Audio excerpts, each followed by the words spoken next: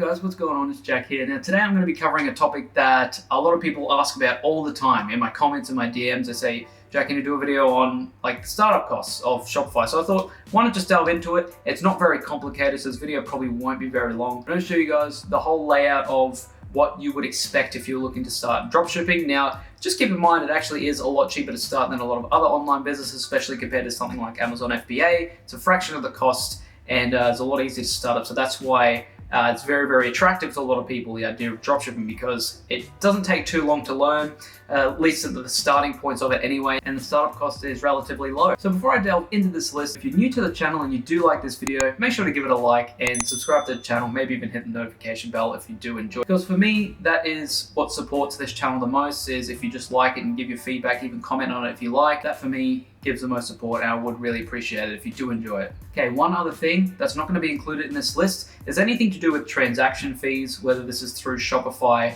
or whether you're buying your product. Any sort of small transaction fees I'm not going to be including in this. I don't want to make it too complicated for you guys, because that stuff's kind of minimal and you learn that stuff along the way. And especially when you get into selling a lot more products with higher volume, that's when sort of the transaction rates or any transaction fees will sort of come into play. This one's just going to be the startup based costs and what I would recommend you look out for if you are looking to start getting into dropshipping. Also, I've already done you guys the solid and converted this all into AUD, so you see the sum of all this cost somewhere around here. I'll put up the numbers here.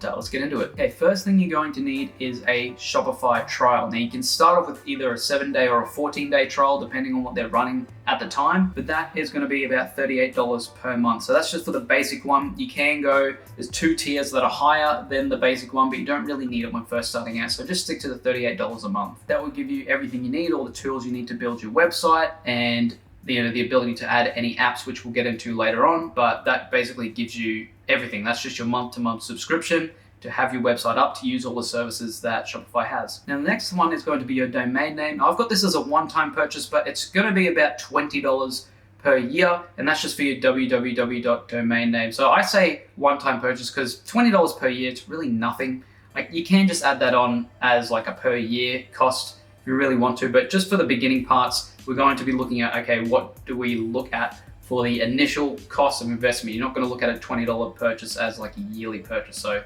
just do it as a one-time for now. And for domains, I usually buy mine through Google Domains. It's around $18 to $20, but say $20 on the safe side of that. Okay, now Shopify apps. Now these are going to widely vary depending on what you are looking for your store. Now I've got a few here that I list. I'll put the list here somewhere. And these are usually a month-by-month subscription based, usually around $15 to $20, sometimes even $30. And they just run through your Shopify account, and Shopify bill you for that every month. So when I was at the peak of my last product, I was actually spending quite a lot. There's probably a couple of apps there, or a few apps that I didn't really need, but I put up a screenshot of what one of my higher end bills were for the month for Shopify. But to be on the safe side, I put a list of apps that I would say you definitely need when first starting. So that is anywhere around $80 to $120 per month. Now, some of these, like I said, in this list, Autometrics is just to, I think it's definitely needed because it actually takes into effect the sales that you made, the cost of your product, which you can input. It connects to your Facebook ads and shows you how much you're spending in ads, which gives you the overall spendage and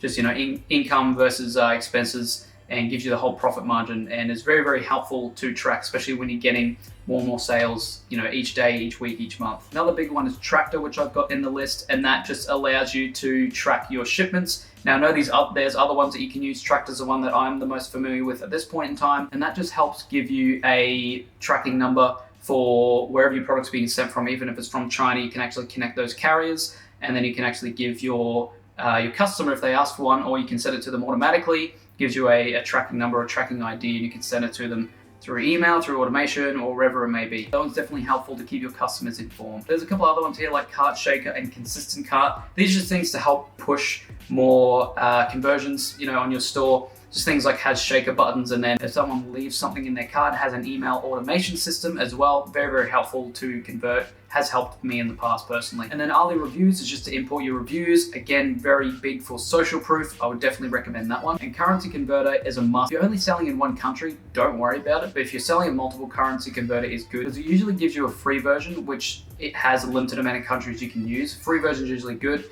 or you can go the paid version, which is also very helpful. I use the paid version and just automatically converts the currency depending on where this person is entering the website from. If they're in the US, it goes to USD.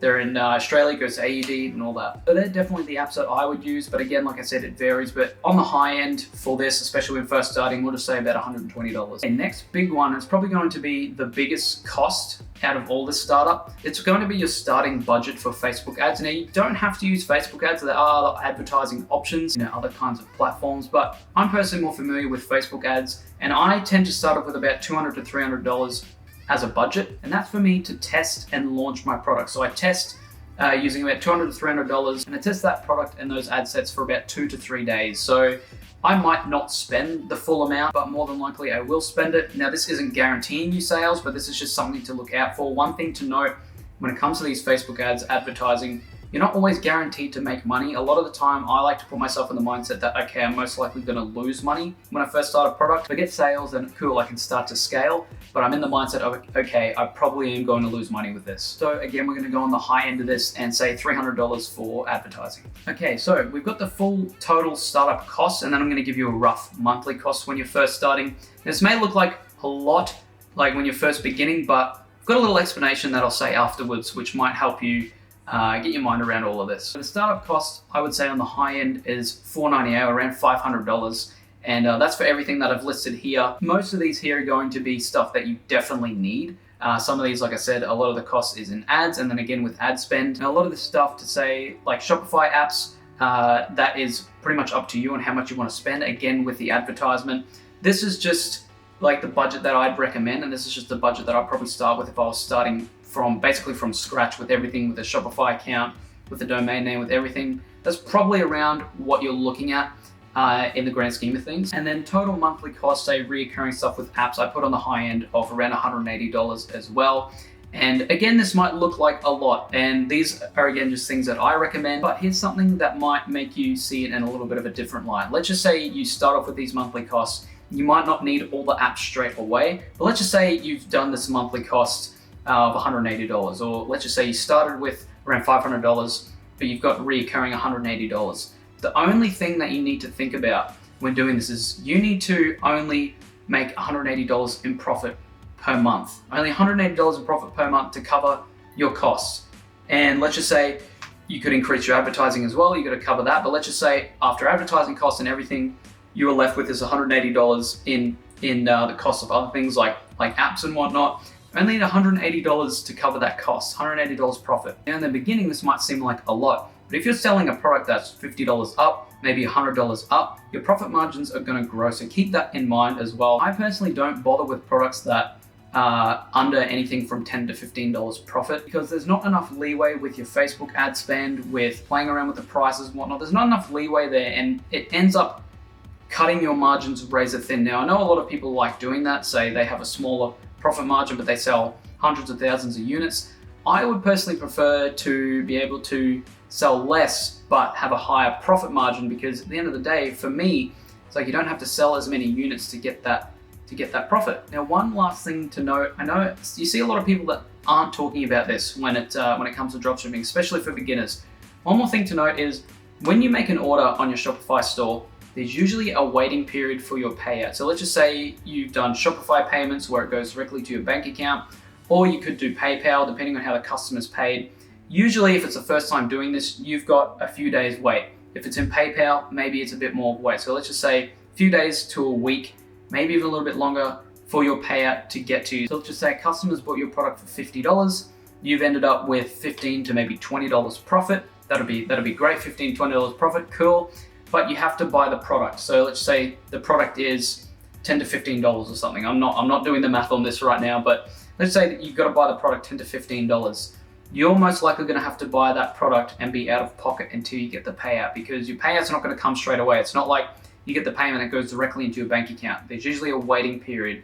Now, the more that you sell, you usually start getting even daily payouts. I know when I linked Afterpay to my store with Shopify payments, even with PayPal, it got to the point where I started getting daily payments instead of waiting a few days, waiting a couple of days, maybe even at the start, waiting a week.